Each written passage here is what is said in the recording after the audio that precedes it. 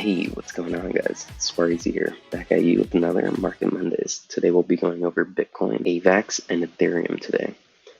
So let's actually go over Bitcoin through a 24-hour chart, and let's actually break down where we actually have been within the last week. So overall, we are still playing within this bigger range from about 25K to about 17.2. And here, last we were saying that we had this range that we're playing within from about 20.5 to about 19,666. And we're saying that we're looking for 100% range of the breakout. So notice this one here.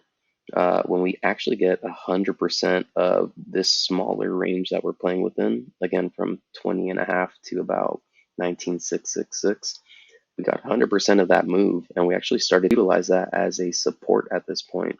It's actually pretty funny because we break out again of the same range, and look at the move that we actually get, 100%.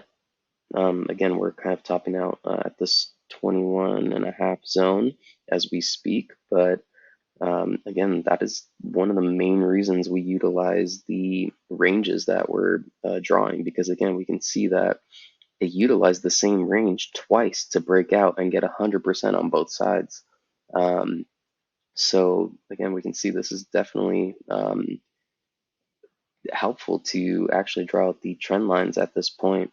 You can see we actually broke above the 19,666, our monthly level that we've been utilizing as support for a few months now.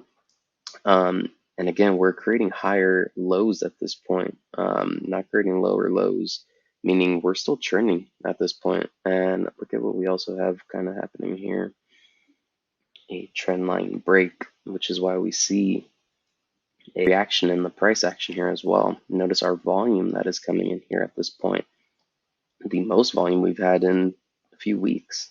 So right now, I would say we're pretty much topping out at this 25 or 21.5 zone. And we are back within a smaller range from about 21.5 to the 20.5. So pretty much 1,000-point move that we're kind of waiting for. So pretty much a breakout of the 21.5. We're looking for 22.5, which is again a resistance right above us. And again, if we can't break that 21.5, we're probably going to come back and retest this 20.5. And again, making sure that when we get a breakout of either of these zones, we are looking for 100% move of that. So that's going to be the breakdown on Bitcoin. All right, next up we have AVAX. And let's pull up AVAX on the 24-hour. And here we can see we have our monthly levels, which is going to be our blue horizontal lines at 1748, 2616, and 3630. Also drawn two trend lines, the two yellow diagonals, which are pretty much indicating lower highs and higher lows at this point. So we do have an initial low here, and then we do have a higher low being set above us right here. And we can see we have a high right here, but then we also get a lower high, which is why we can see we get this type of price action where we're starting to accumulate into a tighter apex point until we actually get to a point where we have to break out. Again, whether that's to the upside or to the downside, we are looking for 100% move of a true breakout. So one thing I'm looking at over this last week, definitely drawing this zone here and this range here as well. So utilizing that monthly 1748 and this topping of about 2115, that is going to be a solid $3 range that we're playing within for the week. So looking for a few scenarios, either 100% move to come retest the top trend line to see if we can utilize this to truly break out, or if we truly start to use this as resistance and reject down to the 100%, potentially retesting the bottom trend line to see if we're going to utilize that as support or not. And again, if we happen to snap that, we're looking for 100% of the range. So, and break out to the upside, looking for at least $24 touch on secondary price targets. First ones are going to be about this top trend line, so about $22, $23. Again, if we happen to start to truly reject here, we can find that price target going to be around this $19, $18, $50 zone, and then going down to that 17.48 for that 100% move. And again, if we truly happen to break this range, we are looking for, again, another 100% here, being about $16 to start, then pushing down to that $15 price target zone. But this is going to be very reliant on the sentiment of how crypto is actually moving. So if we start to see Bitcoin starting to rise over time, it's very likely AVAX also does the same thing here.